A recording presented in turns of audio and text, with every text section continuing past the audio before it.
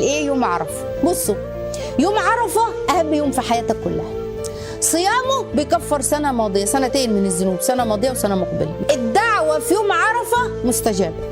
اسالوا كل الناس اللي جربوا ما عهدنا على دعوات عرفه الا استجاب. عندك حاجات، عندك هموم، عندك طلبات، عندك كرب، عندك امنيات لله عز وجل لا ترد غدا في الدعاء. بكره قدر جديد تصنعه لنفسك وبايدك في دعاء بكره يوم عرفه.